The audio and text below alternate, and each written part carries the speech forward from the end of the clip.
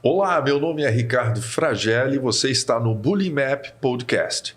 Sou professor da Universidade de Brasília e há mais de 20 anos faço pesquisas na área educacional com especial interesse em metodologias baseadas em aprendizagem ativa e colaborativa, além de tecnologias educacionais. Também sou coordenador geral do Bullying Map, um projeto que visa o aprofundamento dos conceitos que envolvem o fenômeno do bullying e que propõe soluções criativas para o enfrentamento sistemático que é o bullying.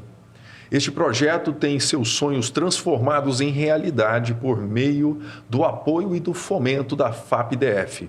O podcast é uma das iniciativas do Bullying Map e pretende realizar diálogos em um tom que navega entre o sério e o lúdico, entre os conceitos acadêmicos e a sensibilidade humana, necessária para uma melhor compreensão do fenômeno.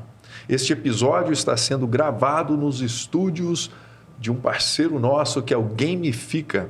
É um projeto aqui em Brasília que traz cursos gratuitos na área de games para todas as idades. Nossos mais nobres agradecimentos e ensejo que essa parceria seja benéfica e longeva. Hoje estamos com dois personagens importantes do Bullying Map. Conosco ele, Matheus Assis, a pedra fundamental do nosso projeto, e ele, que ninguém consegue pronunciar seu sobrenome, nem mesmo seus parentes mais próximos que têm o mesmo sobrenome, Arthur Stutzbecker. Mas eu não gosto de falar assim. Posso falar Arthur Stutzbecker? Pode, claro. Parceiro do projeto em soluções de software.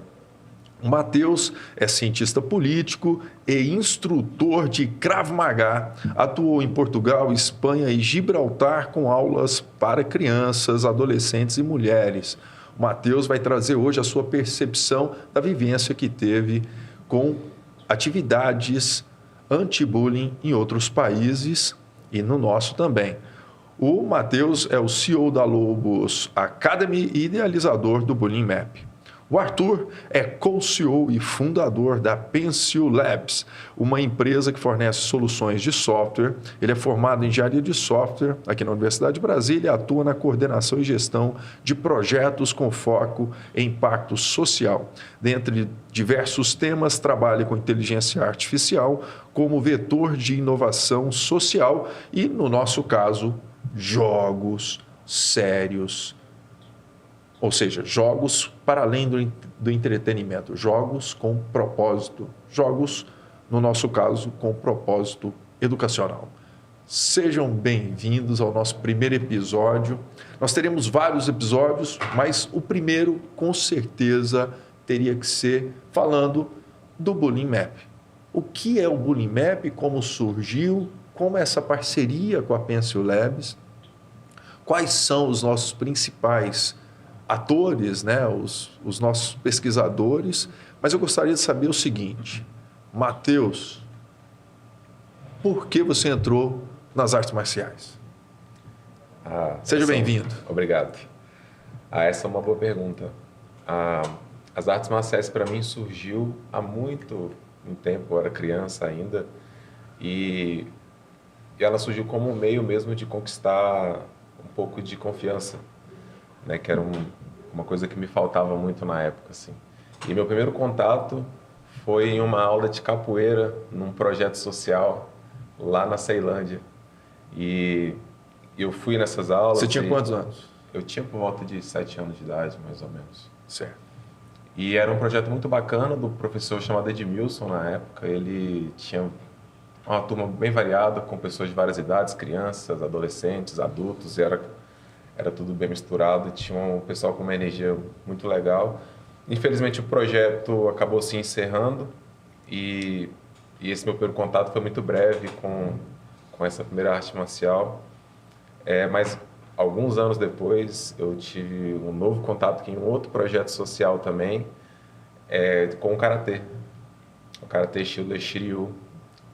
E era um projeto da equipe Black Panther. Foi um projeto muito bacana. Esse eu fiquei lá por mais tempo, mais ou menos uns 2 anos eu treinei com o professor lá. E foi um projeto muito bonito também, que infelizmente não teve suporte para continuar. E eu, mais uma vez, perdi o contato com as artes marciais. Bem mais no futuro, já eu, na minha fase quase adulta, eu tive contato com o jiu-jitsu brasileiro. E foi quando eu nunca mais perdi o contato com as artes marciais desde então. Ótimo. Até aí, como era o Matheus na escola? Então, existe um motivo muito profundo de eu hoje tratar do tema do bullying, né? Eu sofria bullying na escola, eu era uma criança...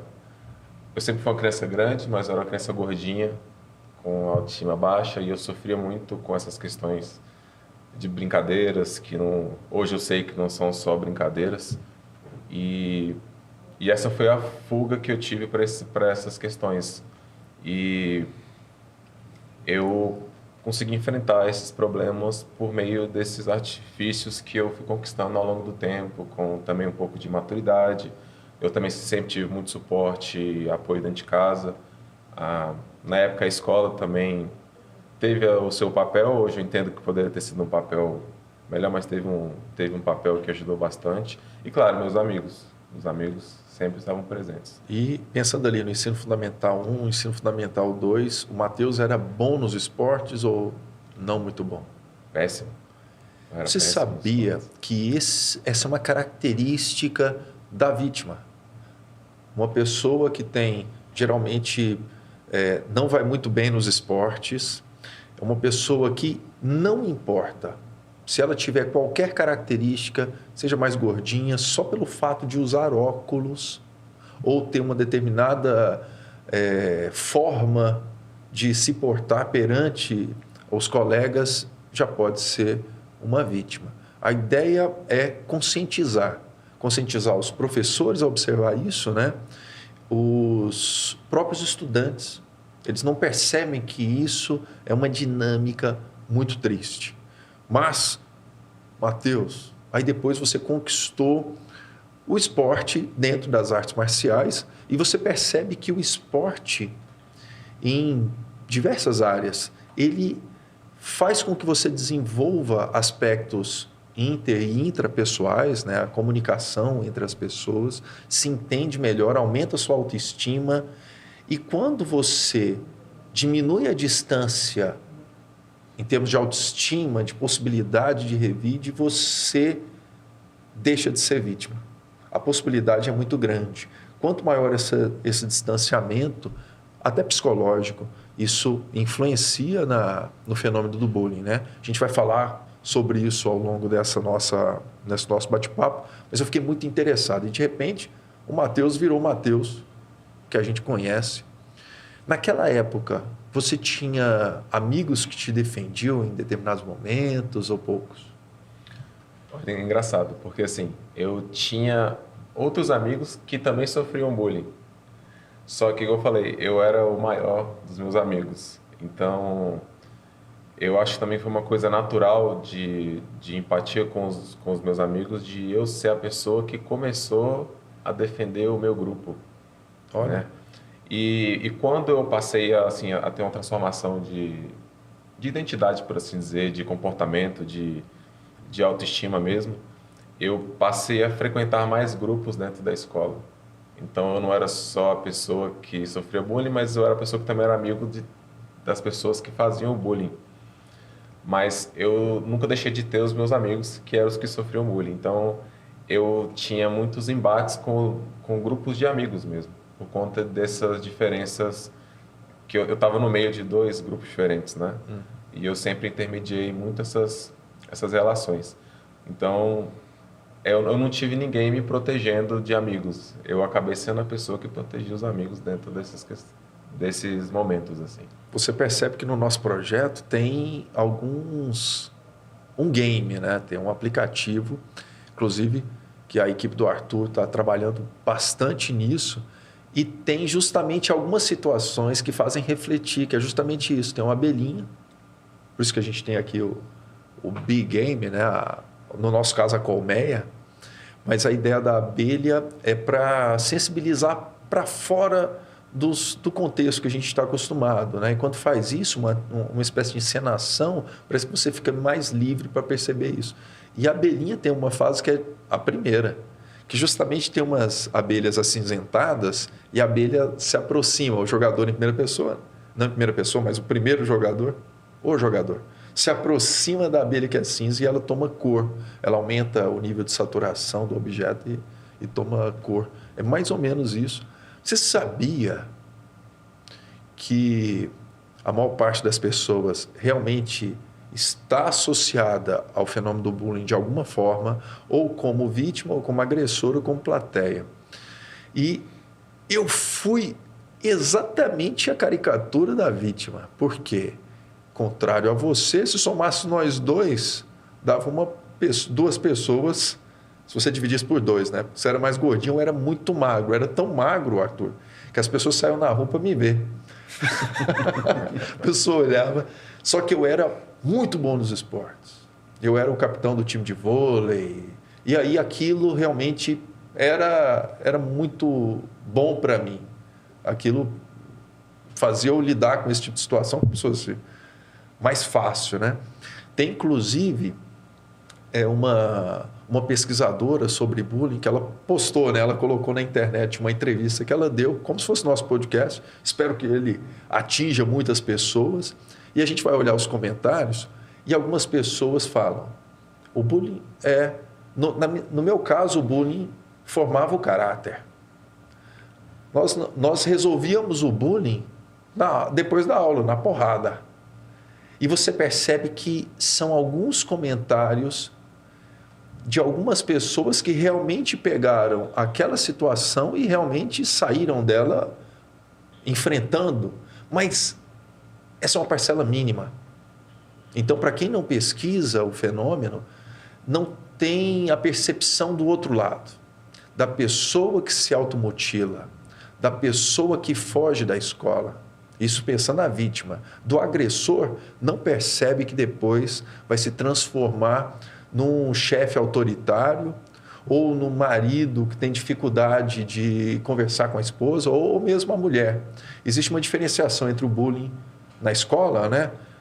Masculino e feminino. As mulheres geralmente causam bullying indireto. É mais por meio de difamação, fofoca, e os homens mais no embate mesmo, no bullying físico.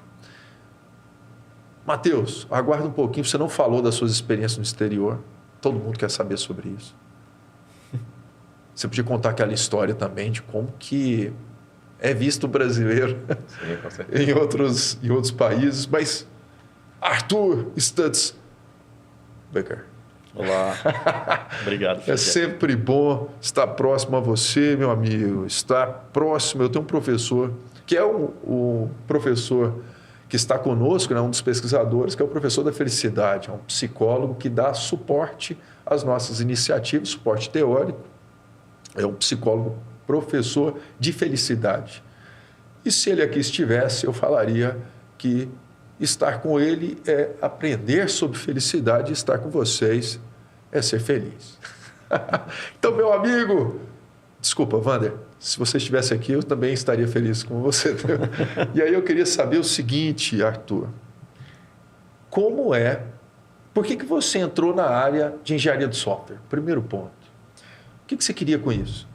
Na realidade, eu comecei o curso de engenharia de software muito numa questão social também. Então, meu grupo de amigos da época da escola, né? Quando a gente saiu ali do terceiro ano, a gente passou na UNB.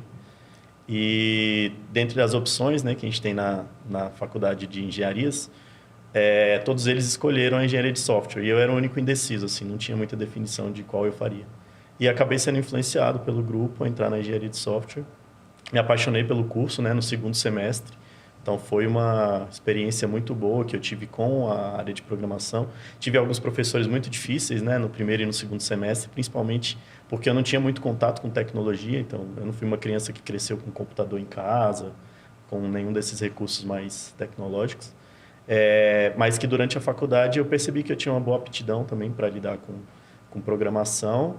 E é uma área imersiva, né? Uma vez que você começa a trabalhar com isso, é difícil você parar.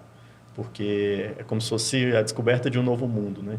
Você entra ali no computador, você começa a preparar coisas e quando você vê aquilo se materializando e se tornando um produto, um sistema que alguém vai utilizar, é mágico.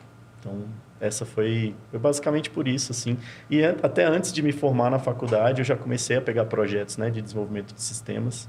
Justamente Então, me fale um sistema desenvolvido, alguma solução em software, que seja uma aplicação web, um aplicativo, um software, que você acha que teve um impacto social, que auxilia a sociedade. Fala aí. A Pencil Labs desenvolve hoje uma plataforma, a gente, na verdade, é uma plataforma de software livre, chama Empurrando Juntas, que é uma plataforma de pesquisa de opinião e plataforma de democracia, né, impulsionamento de democracia digital. É uma das tecnologias que a gente desenvolve, claro, por ser uma plataforma software livre, ela tem uma comunidade maior, existem outras empresas parceiras, né, que trabalham conosco, inclusive outras instituições, a própria UNB tem um grupo de estudantes que também desenvolve melhorias para essa ferramenta, mas ela é bastante utilizada, inclusive por um parceiraço nosso, né, o ICD, Instituto Cidade Democrática, que trabalha com pesquisas de opinião voltadas para políticas públicas. Então, na formação de políticas públicas, você tem um alcance maior utilizando, né, potencializando as redes e as tecnologias digitais para poder alcançar mais pessoas e saber como que essas pessoas de fato querem, né, aqueles equipamentos públicos ou como que o Estado deve atuar para certas políticas públicas. Eu acho interessante também essa visão empreendedora, né? Você saiu do seu curso, montou sua própria empresa, convidou engenheiros de software e são realmente um sucesso consolidado aqui no Distrito Federal e fora daqui. No caso da parceria com o Bulimap, esse é um projeto com fomento da FAP-DF.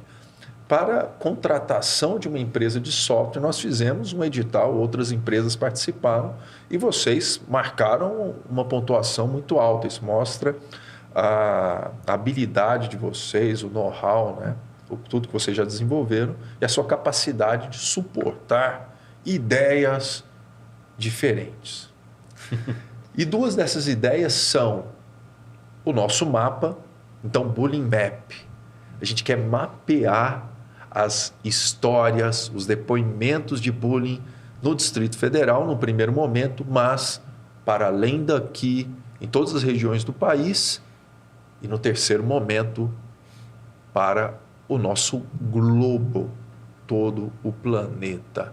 Vamos nos unir. Por que eu acho interessante?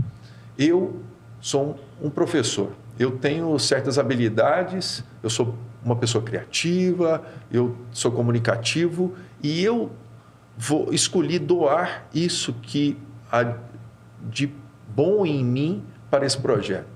Você é uma pessoa que tem uma habilidade gigantesca, além da sensibilidade para o ser humano, mas de propor soluções de software.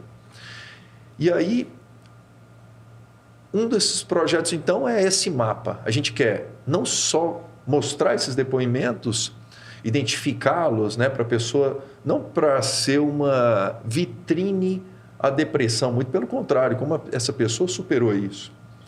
E que existe realmente, é diferente nas diferentes regiões administrativas no Distrito Federal. Agora, nós percebemos que ali existe um potencial para fortalecer outros projetos. Em toda escola é necessário que se tenha um projeto que trate do fenômeno do bullying, tanto das causas quanto das consequências. Criar um ambiente de paz, de desenvolvimento realmente significativo, ou como diria Carl Rogers, significante. Quer dizer, ele não diria isso, ele diria significativo. Mas quem traduziu ele, um deles foi Marco Antônio Moreira, que é um autor excepcional, e ele escreve aprendizagem significante. Eu acho mais bonito, porque aí parece que realmente é um significado que não é só um significado cognitivo, mas afetivo, né? Mas, enfim, então nós queremos potencializar também os projetos dos professores, primeiro aqui no Distrito Federal, mas em qualquer local do país. Eu já tive, nos últimos meses, viajando com palestras em vários locais, e quando eu falo do Bulimap, as pessoas falam, eu tenho interesse em ajudar e eu tenho projetos aqui que eu gostaria de colaborar com vocês. Então, esse podcast também a gente vai fazer isso, em algum momento trazer outros projetos para fortalecer, a gente virar uma grande rede. No seu... É importante falar que o nosso mapa também é o seguinte, não é um lugar para se fazer denúncias. Né? A gente não tem nem intenção nenhuma de apontar, olha, nessa escola acontece isso, isso, isso. Essa nunca foi a nossa intenção. A intenção do mapa é que seja um local onde as pessoas sintam à vontade para compartilhar as histórias e que seja um lugar onde as pessoas se encontram para compartilhar e poder ter onde você falar das suas situações e um lugar de alívio e não um lugar de denúncia ou de tristeza, igual você falou. Exatamente. Outra coisa que a gente, inclusive, a gente está com o Arthur desde o início discutindo sobre isso, é impossível você identificar a escola, porque ele tem um nível de zoom, né? Mostra ali o mapa e você vai dando um zoom até chegar a uma determinada região. Então, por exemplo, no DF, todo somatório dá uma nuvem de depoimentos, depois você vai dando zoom in, né? Vai entrando no detalhamento do mapa até um determinado limite. Você não consegue identificar qual é a escola. Nos depoimentos, eles passam por um filtro também para justamente não identificar nem a pessoa, nenhum tipo de envolvido. A ideia que a gente quer é o cerne, a alma do depoimento. E ali tem uma coisa importante, Matheus, que são os EduKits. Você clica, sabe quais são os kits e quais são os projetos interessantes. Tem projetos muito relevantes aqui no Distrito Federal. Nós queremos dar voz a esses projetos também. Eu queria saber de você, como foi desenvolver essa primeira parceria com o mapa do Bulimap? Certo. Os recursos de geolocalização geralmente têm tecnologias complexas, né? Hoje em dia tem muito recurso já facilitado, mas ainda assim geolocalizar dados é um desafio que a gente passa com frequência, né? No caso do Bulimap, o maior desafio foi vincular a questão da nuvem de palavras com a geolocalização dentro do mapa e também a questão de design, né? Questões de usabilidade relacionadas a isso. Então, qual seria um tamanho mínimo, por exemplo, de uma palavra que poderia aparecer no mapa para que o usuário conseguisse, de fato, interagir com esse elemento? Como é que a gente ia fazer a disposição dos próprios depoimentos, né? Uma vez que o usuário acessasse uma palavra-chave, por exemplo, né? Então, assim, além da questão especificamente técnica, a gente também tentou trabalhar um pouco o cuidado com a exibição dessa informação para que ela tivesse, de fato, uma sensibilidade ali. Porque a pessoa que lê esses depoimentos é como se fosse um acolhimento, né? Então, eu não estou sozinho. Então, é uma redução no isolamento social que uma pessoa que sofre bullying eventualmente tem, né? Então, a gente poderia... A ideia é utilizar o mapa como um recurso para isso, para que as pessoas que muitas vezes estão isoladas, né, se sentem distanciadas socialmente, consigam encontrar ali seus pares dentro da própria estrutura do mapa e dos próprios depoimentos que ela consegue ler, né?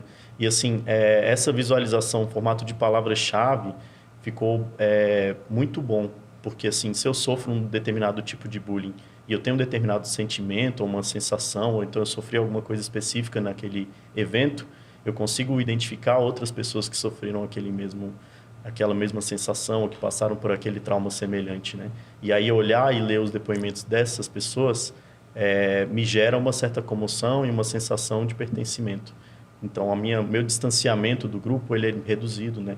Então, a gente tentou trabalhar no mapa um pouco essa percepção de como que esse usuário que acessa esses depoimentos vai se sentir lendo experiências de pessoas como ele, que passaram por situações como ele.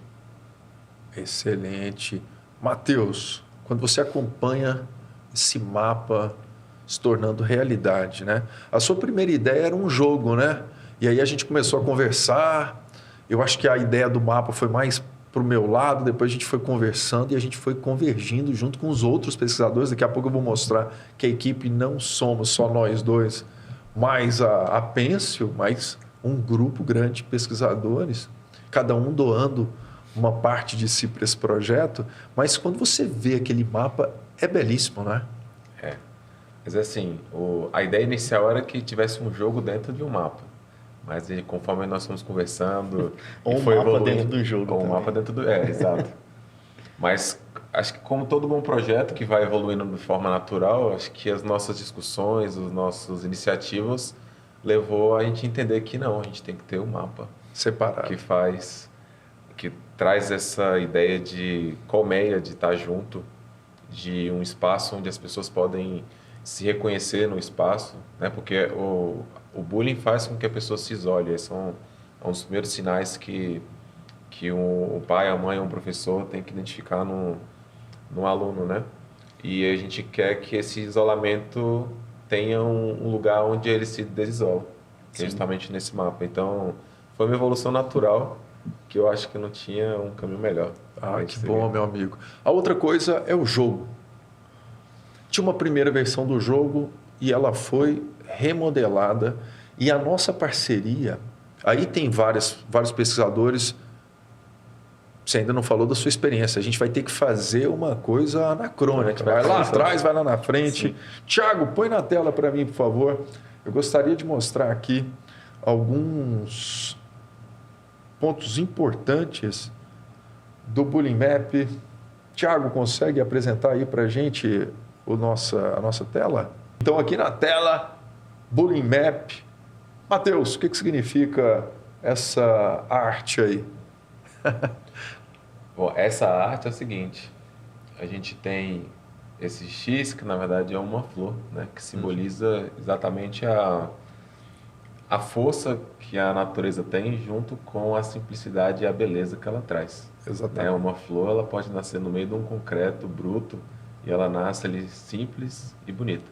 Então essa é a simbologia da nossa imagem. Excelente. Isso aí é a forma simplificada do nosso IP, né? Tem uma arte mais extensa, foi elaborada por uma designer aqui de Brasília, que faz parte do nosso projeto. Essa designer chama Tatiana. A Tati, ela faz parte do nosso projeto e está ali. Bullying Map, essa é a forma reduzida dela e a forma que eu mais gosto, principalmente se for no negro aqui, né? Aqui a nossa outro formato de arte, né? E aqui a nossa camiseta infantil, daqui a pouco vai estar disponível para todos vocês que quiserem apoiar o Bullying Map. Aqui nas escolas nós vamos doar essa camiseta para as crianças, com certeza. Camiseta linda, né? Dando destaque ao jogo, ao game. A gente não falou do game. Aqui, a história do nosso IP também é muito bacana, né? Que é o símbolo também do projeto, que primeiro representa Brasília, né? Onde nasceu a iniciativa. E o IP tem ali as folhas caindo, né? Como se fossem sementes para serem germinadas, que é o que a gente quer ser, que é espalhar ideias, que a gente germine ideias em todos os lugares que a gente atingir. Né? Exatamente. Aí, aqui, a nossa equipe é formada por um grupo gigantesco. Aqui nós temos 5 professores, doutores da Universidade de Brasília. Temos professores da área de design, psicologia e saúde. Temos arquitetos, temos um museólogo. O grupo é vasto aqui, né?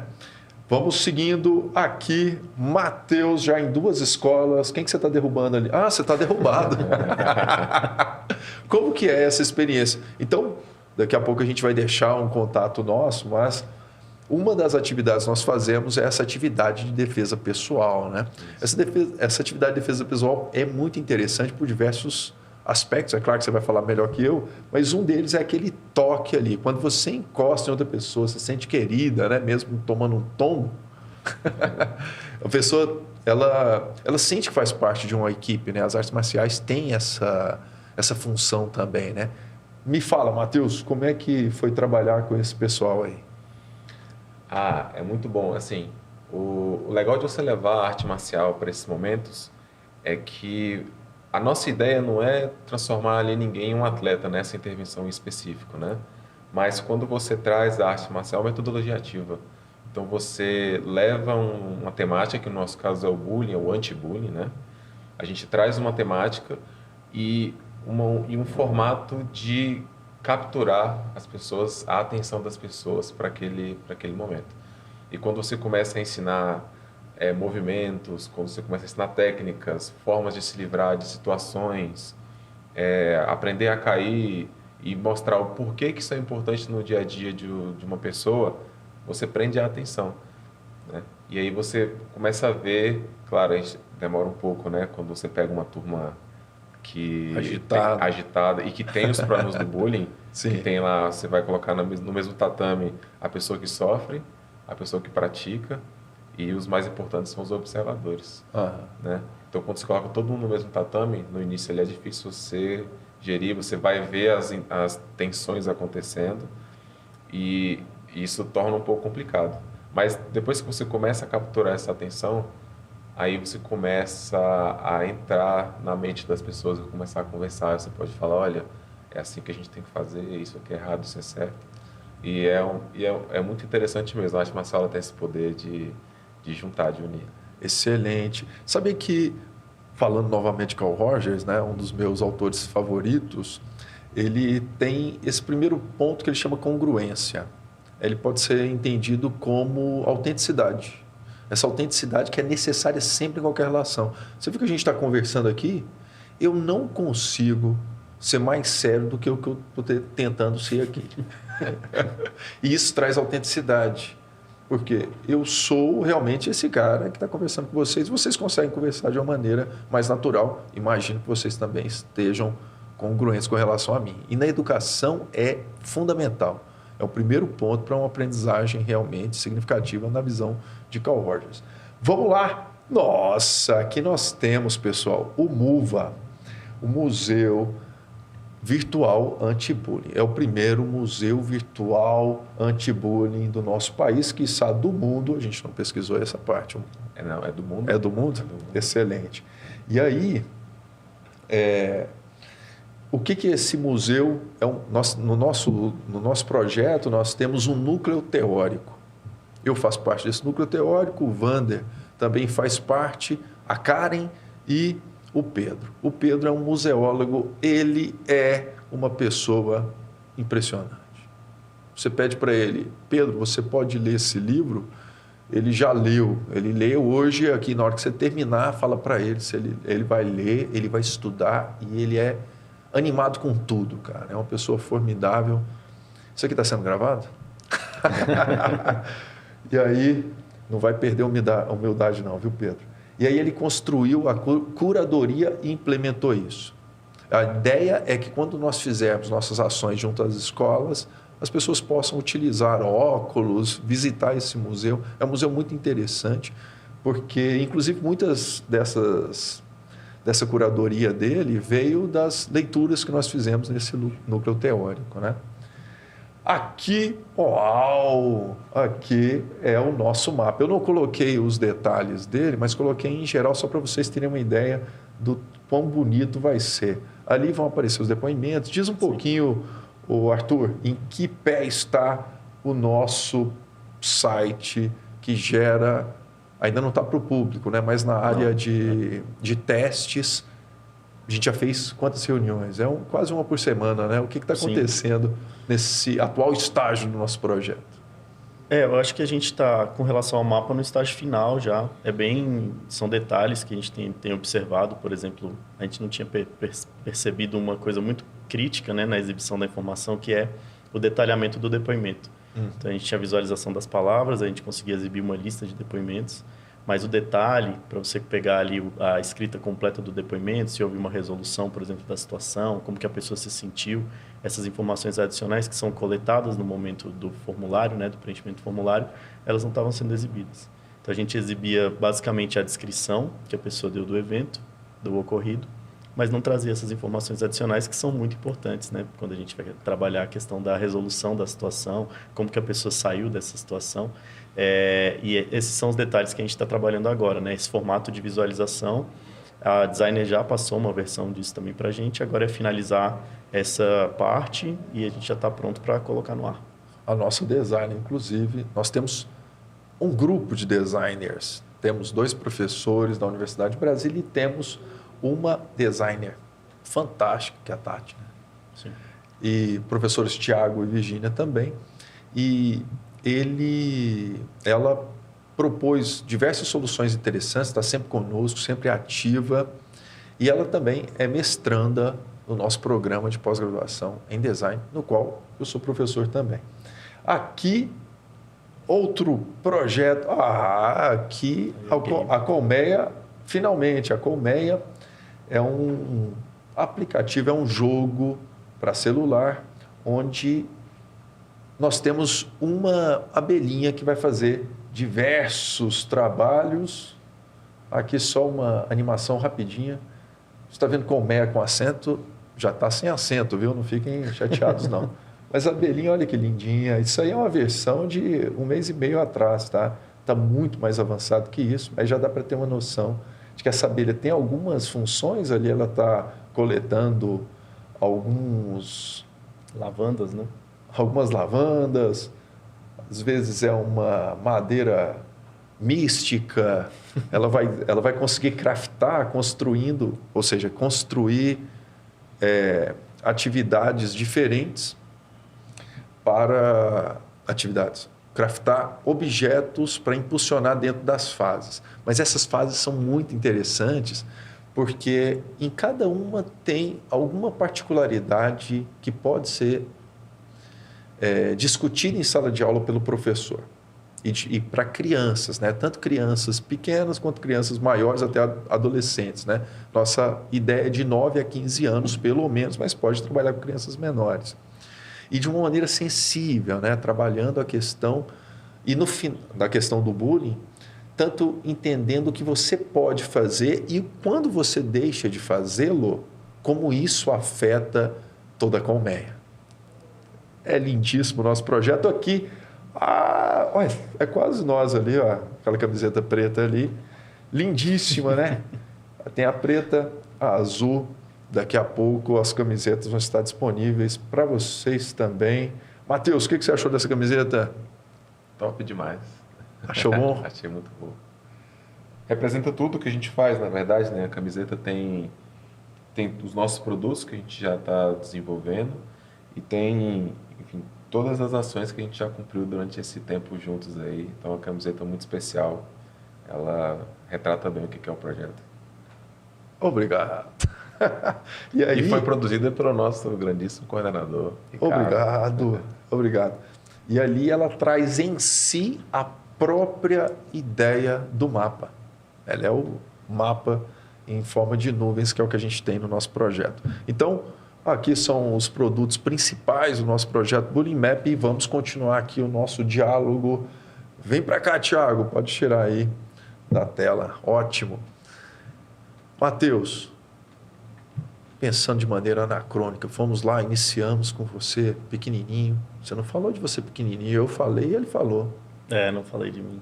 Nossa, pausa um pouquinho aí, porque chegou o momento. Como é que foi o seu ensino Fundamental 1, Fundamental 2? Eu era uma criança muito tímida, principalmente. Sempre fui o menor da classe, assim, até a 3ª, 4ª série. E bem magrinho também, então... Não sei, que eu me lembro, não sofria muito bullying, até porque minhas escolas também na Ceilândia eram escolas que tinham um trabalho, um certo cuidado com isso, né? Minha mãe tinha bastante essa preocupação na busca, né, por escolas que tivessem um cuidado maior com essa questão do bullying. Na rua eu sofria mais bullying na Ceilândia, até porque eu demorei um pouco mais a andar de bicicleta, né, desenvolver habilidades motoras não era muito minha praia também. E quando você comentou sobre isso, né, faz sentido mesmo, assim, a questão do esporte e essa relação que você tem com as pessoas ali dentro, né, naquele ambiente, ela quebra um pouco esse estigma, né, da pessoa vulnerabilizada, da pessoa que é abusada de alguma forma, assim, e de quem executa o bullying. É como se a pessoa que faz o bullying se vesse de alguma forma em você ali também quando vocês estão praticando algum esporte, por exemplo. Então tem acontece alguma coisa ali que realmente tira essa distância, né? Diminui essa distância entre a pessoa que sofre bullying e quem pratica. E na minha infância eu acho que foi mais isso, assim. Na minha adolescência também não tive muitos problemas com bullying, apesar de ter uma pessoa ou outra ali que sempre, né, dá aquele trabalho. Mas no geral não fui uma criança assim que sofreu muito com isso, não. E é interessante que, apesar de existir essa relação do esporte, de quem é melhor nas atividades físicas, etc., para quem sofre, para quem pratica o bullying, não é nada determinante. Não é. Porque hoje o cara é atleta, né? Ou seja, ele tinha essa dificuldade de desenvolver de forma mais tardia, como você colocou aí, as habilidades motoras, mas hoje o esporte faz parte da sua vida. E provavelmente é uma coisa que até hoje aumenta a sua autoestima, te melhora, enfim, te Sim, mantém saudável.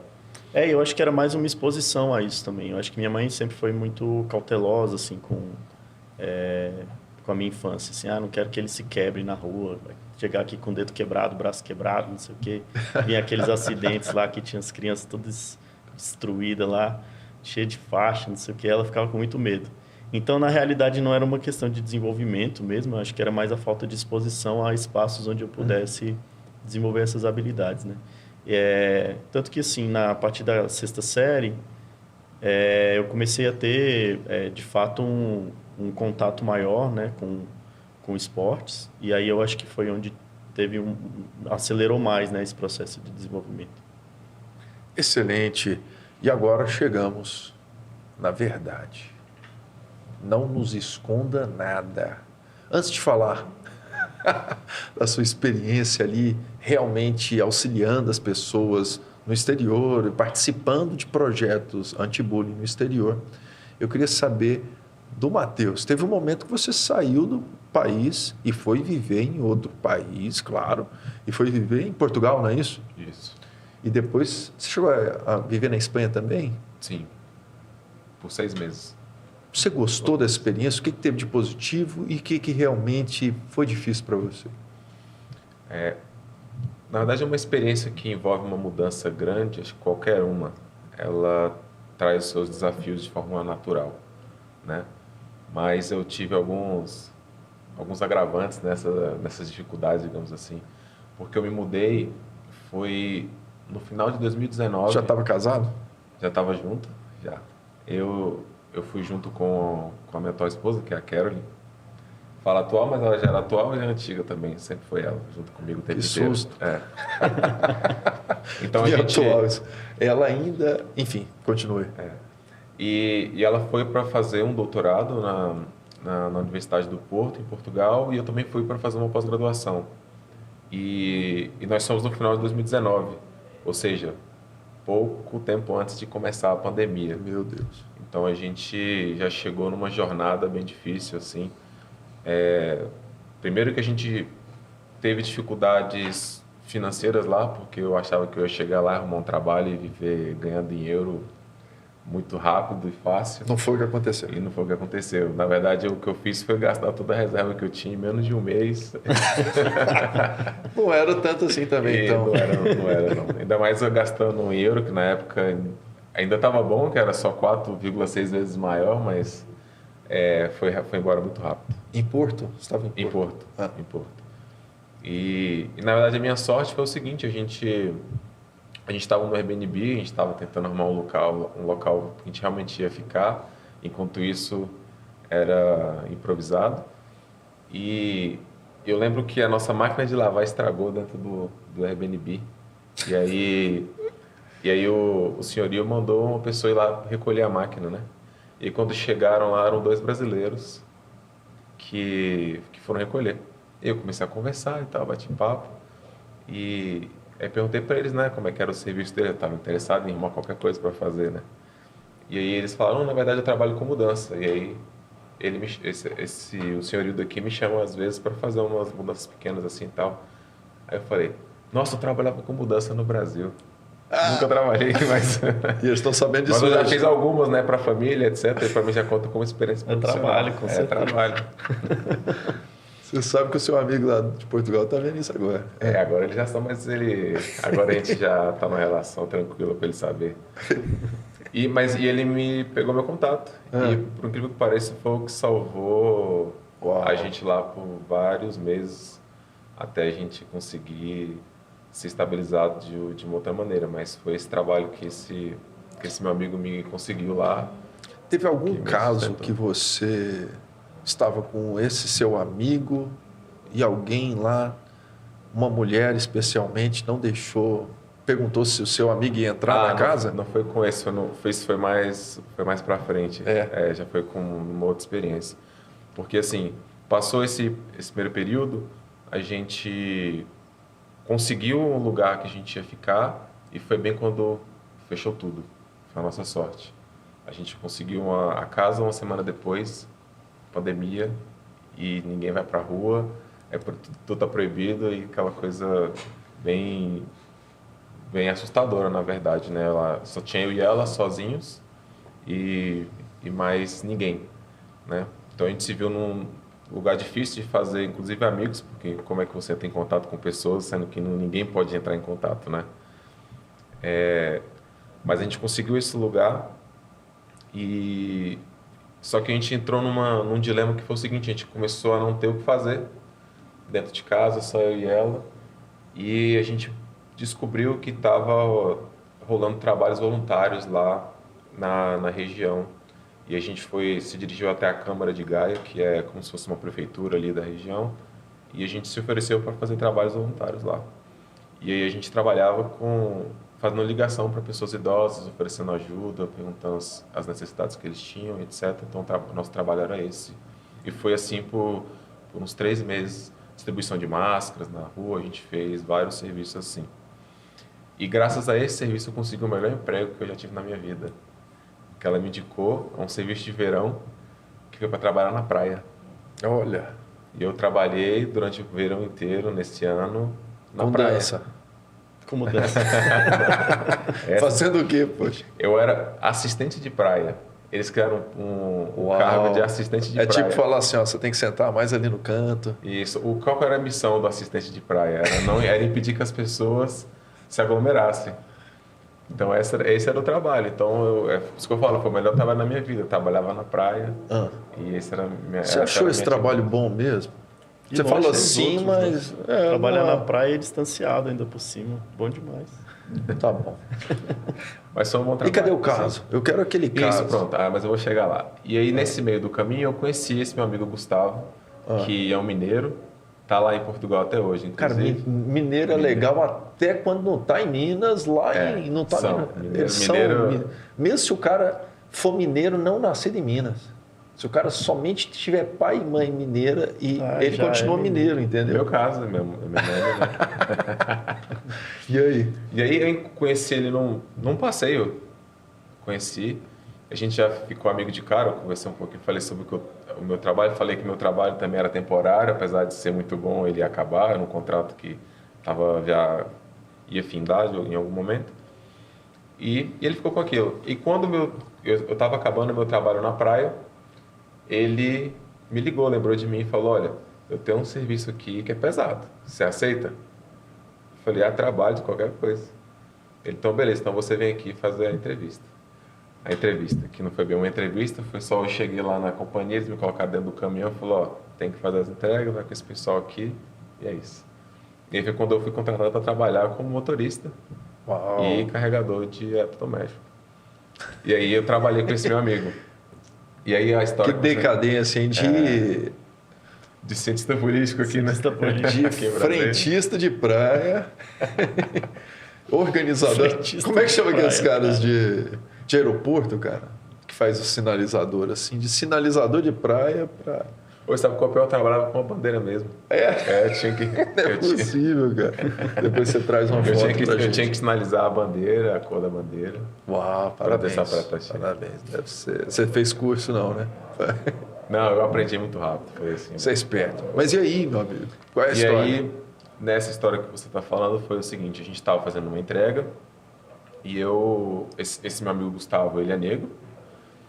E a gente chegou numa casa de uma mulher e a gente tinha que fazer a entrega, então era uma geladeira e tudo. E eu cheguei com documentos para ela assinar e tudo. Quando ela viu o meu amigo já tirando a geladeira do caminhão, ela perguntou para mim: esse negrinho vai entrar na minha casa? Esse negrinho vai entrar na minha casa? Ela perguntou assim. E aí eu extraí a pergunta. Falei assim: espera só um momentinho. Aí eu fui lá no Gustavo, falei com ele, falou: olha, você vai lá tratar com ela. Ele falou: não, eu não. Se vira com isso lá. Ele não ouviu o que ela tinha dito, né? Ele: não. Eu falei: não, você que vai lá. Aí eu desci e falei assim: olha, ele que é o chefe, você trata com ele aí. E aí deixei ele se virar com ela, não falei nada. A gente fez. Mas já teve um preconceito claro. Mas foi um preconceito óbvio, assim, muito escrachado, né? Foi horrível. Você sabe que, Por que eu pedi essa história? Existem consequências do bullying. A consequência da ausência da educação. Tanto a educação em casa quanto complementada na escola. E esses casos de racismo, eles permanecem. E você vê que aquele negrinho vai entrar na minha casa. Uma coisa interessante é essa caracterização da vítima mesmo. Então, todo negro é assim, todo homossexual é assim, todo magro é assim, todo judeu é assim.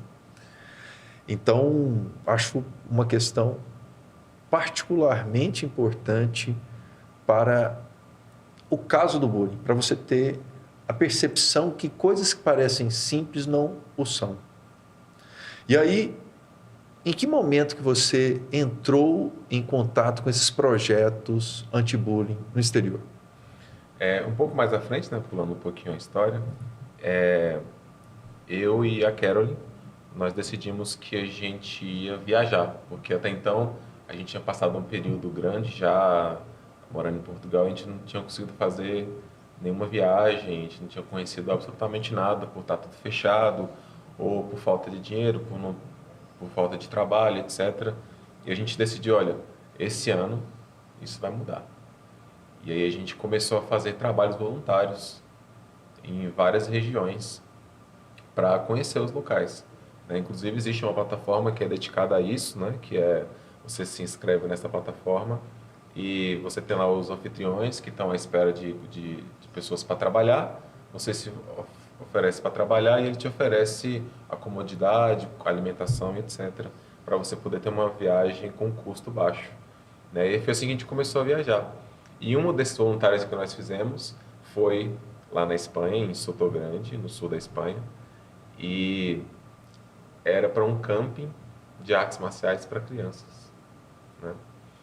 E eu fiz uma entrevista, eles gostaram do perfil e fomos lá para trabalhar nesse camping. E aí foi interessante porque a gente chegou no final de semana, a gente passeou com o pessoal, eles levaram a gente para conhecer vários lugares lá e tal, foi bacana. E quando chegou na segunda-feira de manhã que era para trabalhar, eu achei que a gente ia trabalhar com eles, auxiliando. Aí eles chegaram para mim e falaram, olha, tá aí as crianças, bom trabalho para vocês. E aí era assim... Isso foi aonde? Foi em Sotogrande, na Espanha. Ah, tá. E aí a metodologia era o seguinte, a gente começava das 9 horas da manhã... Eram crianças imigrantes ou eram crianças espanholas? Eram crianças da Espanha, mas a maioria vinham de Gibraltar, que é uma fronteira próxima ali da região. Uhum. Né? A maioria vinha de lá. Então, era na maior parte ingleses, né? E a ideia era o seguinte, nós ficávamos com eles das 9 da manhã até as 14 horas, fazendo atividades físicas com vários temas. E no meio também tinha piscina, tinha yoga, tinha várias atividades que eles cumpriam, mas, via de regra, arte marcial durante todo esse período. E era de segunda a sexta, todos os dias, com esse pessoal. E o foco da intervenção do camping era o bullying. Eram para crianças que sofriam e crianças que praticavam bullying. E lá a maioria eram crianças que praticavam bullying. Interessante. E o interessante é que toda escola do mundo tem bullying. Não há nenhuma escola sem bullying. Não significa que não haja um programa anti-bullying. E isso tem que ser dito e tem que ser percebido. A pessoa que você mais ama no mundo está em uma escola. Você quer cuidados para essa pessoa, para que ela consiga entender esse fenômeno, não praticar, não deixar acontecer com o outro. Tem um filme, daqui a pouco eu vou pedir para vocês, todo episódio nosso vai ter, ao final, indicações de obras, podendo ser séries, seriados, filmes, livros, documentários. E aqui eu já vou falando o meu primeiro, se chama Pássaro Branco. Pássaro Branco, para quem já assistiu Extraordinário, o Extraordinário é um filme de uma criança, tem a Julia Roberts, né? E aquele cara com o nariz machucado, como é que chama aquele cara? Não sei quem é. Todo mundo sabe, fez os estagiários. Pô. Você sabe a cara dele. Só não lembra quem é. Sabe quem é, não é? Ele é Não ótimo. conheço, mas sei quem é. Então, ele é excelente. E aí, o filho deles é alguém com o rosto desfigurado e ele vai com um capacete espacial. O filme é belíssimo, é muito famoso, é baseado em uma série de livros, né? Esse é o primeiro, Extraordinário. Só que naquele livro, ou no filme, não importa, são semelhantes, tem similitudes, né? Ele tem o provocador daquele bullying. E o bullying, lembrando, existe essa relação de desigualdade e existe a característica de ser sistemático. Então, não é uma vez, são várias vezes. O número de vezes depende do autor. Varia de 2 por ano a vários por mês, né? Então, a intimidação sistemática faz aquele garoto sofrer mais ainda. Imagina suportar a própria vida como adolescente, com aquela dificuldade. E aí ele encontra amigos, você vê que ele muda a personalidade quando encontra um amigo. Isso é muito importante. E mais adiante, então, essa pessoa, a escola chama os pais. A gente vai conversar durante os episódios de como são essas estratégias, né? Porque a gente está tateando o tema e apresentando o Bullying Map e alguns personagens do Bullying Map, mas existem algumas estratégias. Uma é justamente conversar com os envolvidos. Em algum momento você conversa com os pais também, mas principalmente para saber como é a conduta dos pais com essa criança. Isso influencia, né? E a conduta, nesse caso, é justamente o não limite. A conduta do não estou presente, então te dou um presente. Eu te compro de forma material, eu não consigo ter uma relação realmente sincera, profunda com os meus filhos. Então, isso tem influência na escola. E aí esse filho está lá, ele até pede desculpa, ele reconhece que ele não está fazendo bem para aquela pessoa e pede desculpa. E o pai, se acontecer mais uma vez, seu filho vai ser expulso. Porque chegou num nível terrível, né? E aí, se acontecer mais uma vez, seu filho é expulso. Não vai ser expulso porque eu vou tirar ele daqui.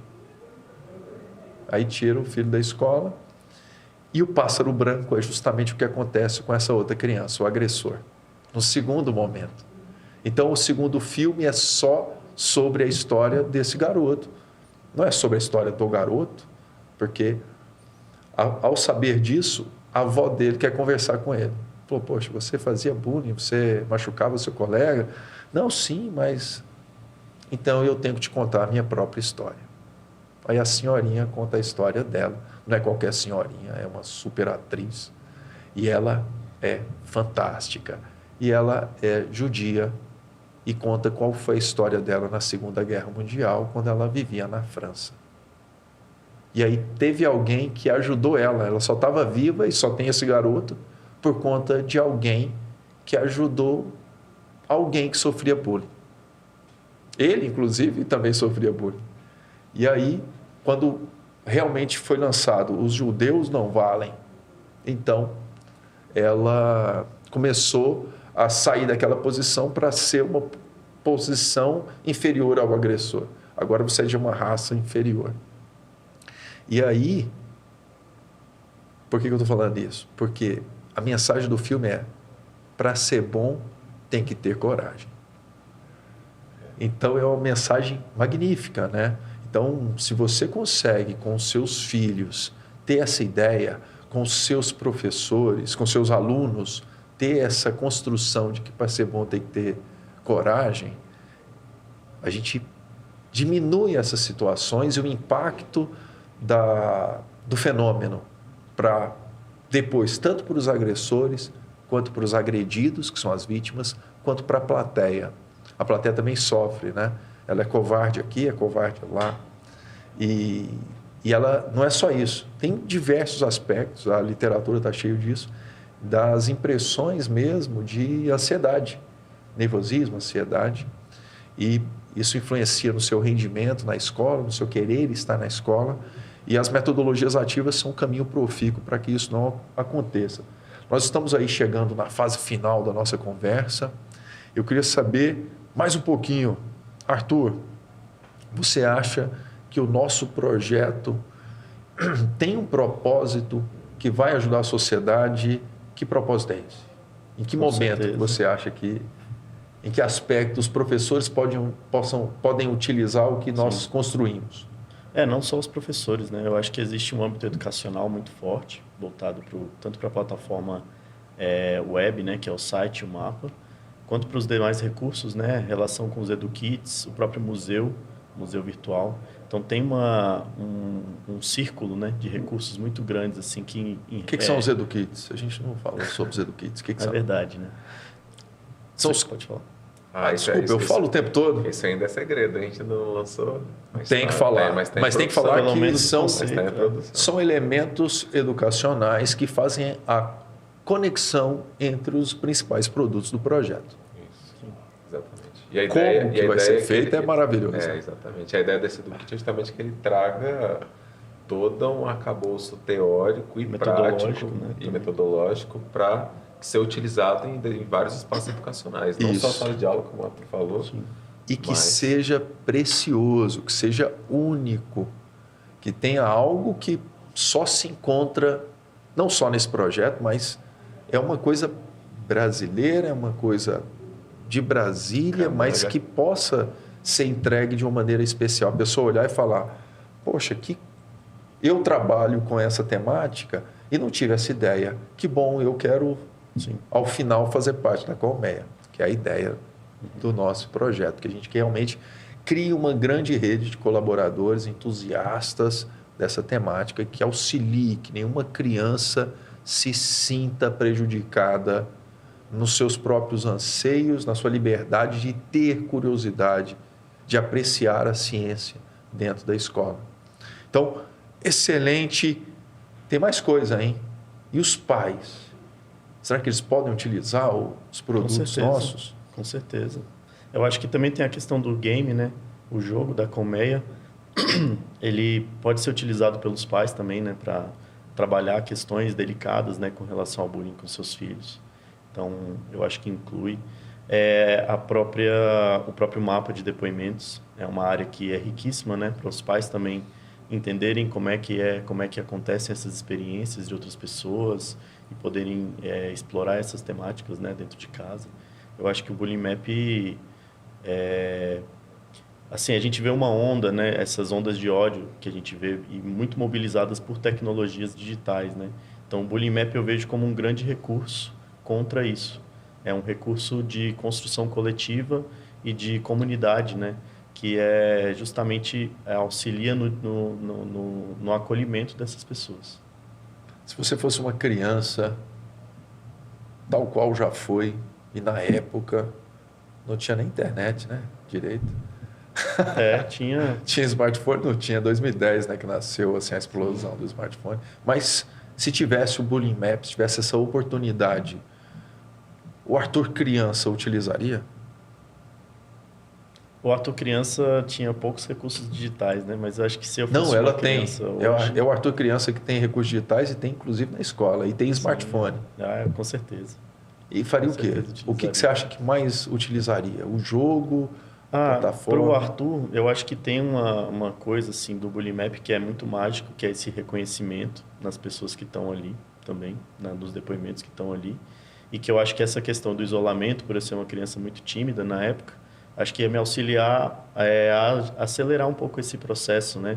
De me tornar uma pessoa um pouco mais comunicativa e de compreender também, né? Os espaços e os ambientes de socialização, que eu acho que eu demorei muito tempo para conseguir construir uma relação mais próxima, né? Assim, com o coletivo.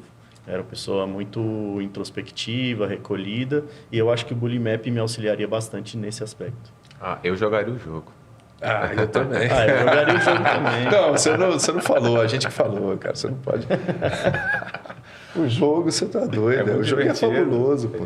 Eu não queria falar nada, não, mas a ideia da mochila jato é minha. E ficou massa. Mas o José, enfim, nós temos um grupo fantástico ali. Além dos que a gente apresentou, tem o José, o Luciano, a Ana, e no site ainda tem... o Anderson. O Anderson, né? Colaborando conosco, o Fábio, o Davi. Então tem um grupo forte aí da Penso que não esteve aqui conosco, mas foram lembrados, tá? Matheus, suas palavras aí finais. Espera aí, ainda não são finais, não. Você queria falar alguma coisa? Eu queria Sim. saber o que é. É porque o Arthur falou sobre a questão do jogo e como a gente trata um tema sensível. E é legal a gente falar que foi uma discussão que a gente teve desde da gênese lá do projeto, desde o início das nossas atividades. Quando a gente estava pensando como seria o jogo, o que seria o jogo, né, no que queria se transformar, e a gente percebeu que a melhor forma de tratar um tema sensível, como é o bullying, porque quando a gente fala tema sensível também é quase um eufemismo, porque na verdade é uma coisa feia, agressiva, ela é triste, né? E a gente tem que trazer isso para as pessoas, mas a gente não pode deixar o ambiente entristecido pelo tema, né? Pelo contrário, a gente quer trazer o tema à tona e fazer com que as pessoas sintam a vontade para falar sobre, para discutir, para pensar. E num viés de superação também, né? Isso, num viés de superação e num viés de que isso não é um tabu que tem que ser escondido, tem que ser conversado, né? Sim.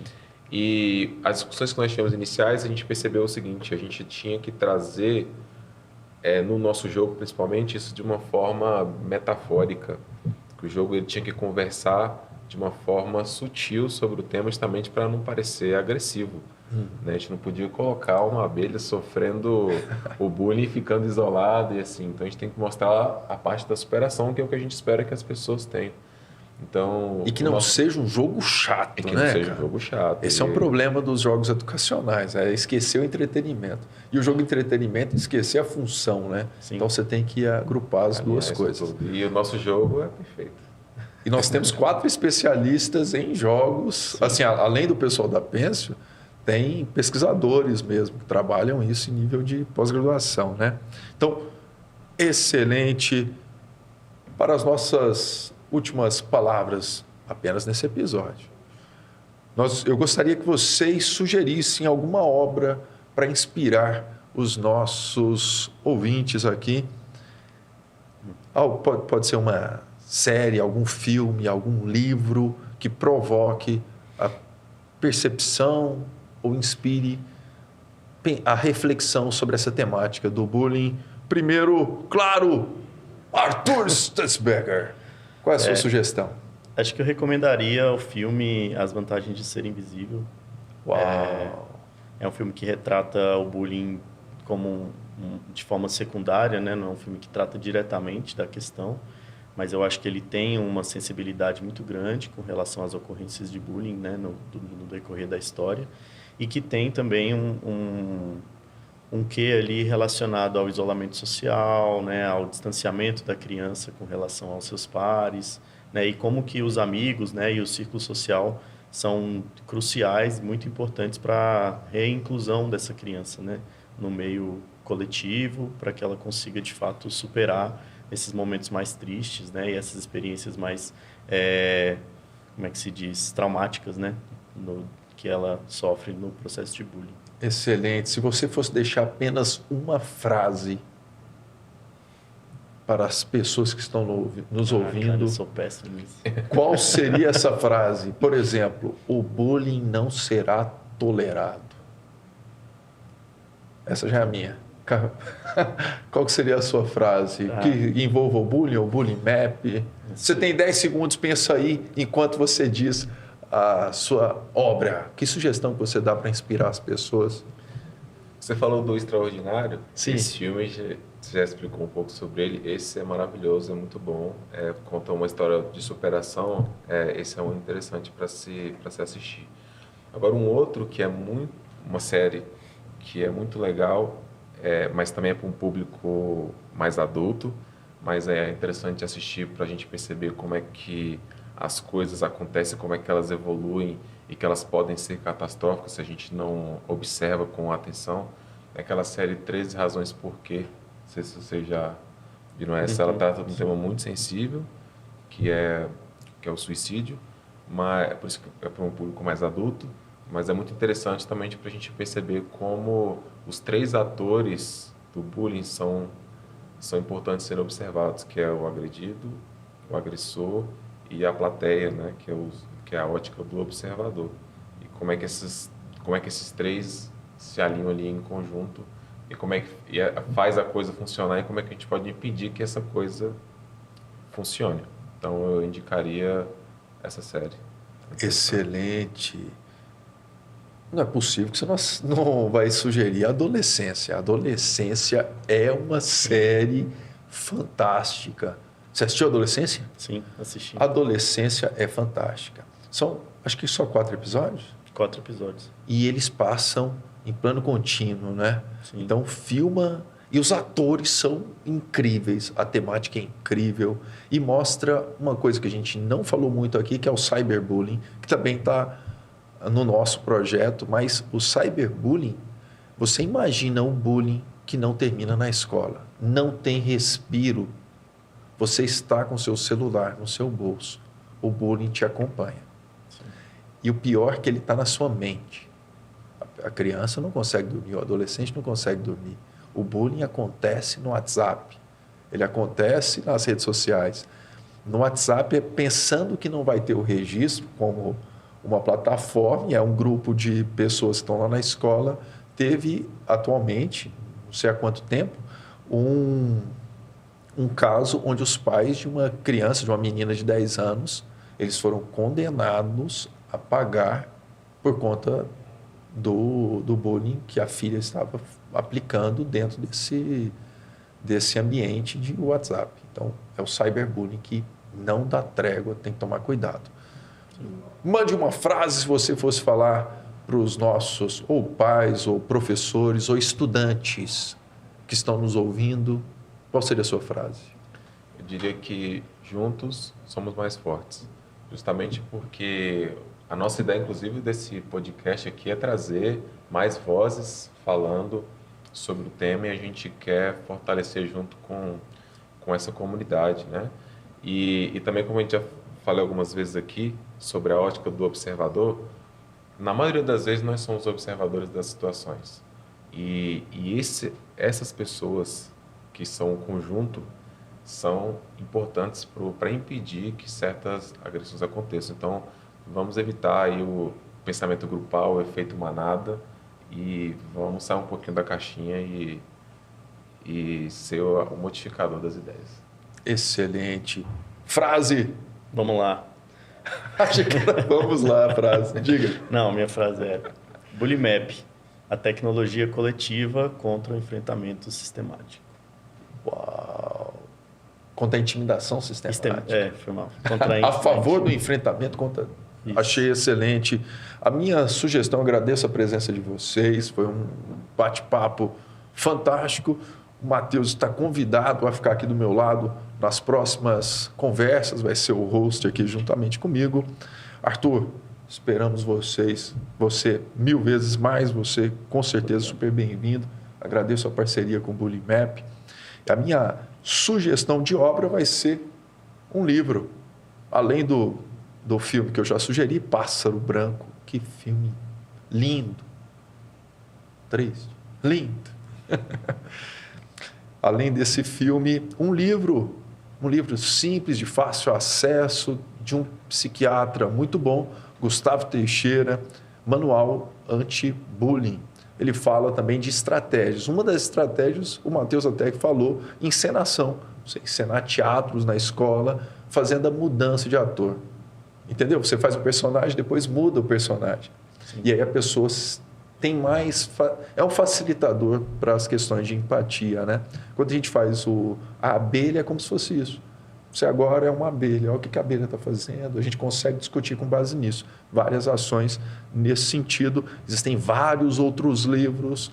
Nos próximos episódios, nós vamos nos aprofundar realmente nas questões conceituais, mas também sem fugir da sensibilidade necessária para o tratamento do fenômeno do bullying.